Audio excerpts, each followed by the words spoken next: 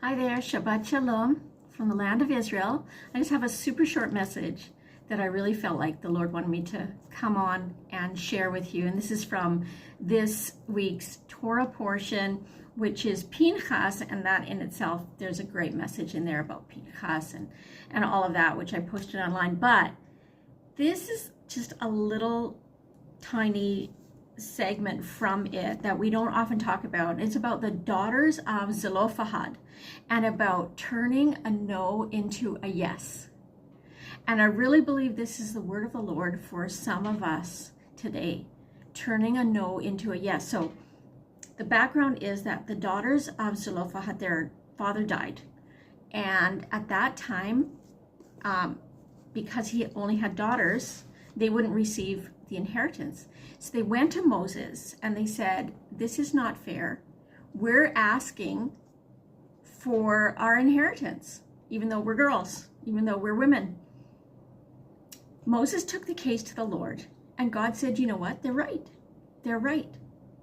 And that actually changed the laws in Israel, so that the law changed so that if a father died and he had no sons, the inheritance would go to the daughters.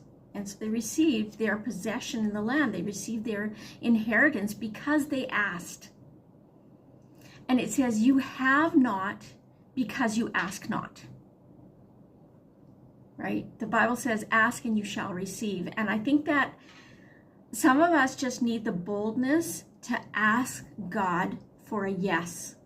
When we have received a no, when the door has been closed, when it just seems like there hasn't been the opportunity, or we've just received no from people, we can go to God and ask him to turn the no into a yes. So I believe this is the word of the Lord for us today. Ask him. Have the boldness. You know, it says that the righteous are bold as a lion. And, you know, as women, sometimes we can tend to just, sit back and hope that something good falls on us, But I think we need to have the chutzpah, the boldness to go to God. It says we can come to him anytime, 24/7, come boldly to his throne with confidence. We're his daughters, and we can ask him for our inheritance, and we can ask him for our possession, and we can ask him to turn that no into a yes. This is the season of yes. In Yeshua's name. Shalom, shalom.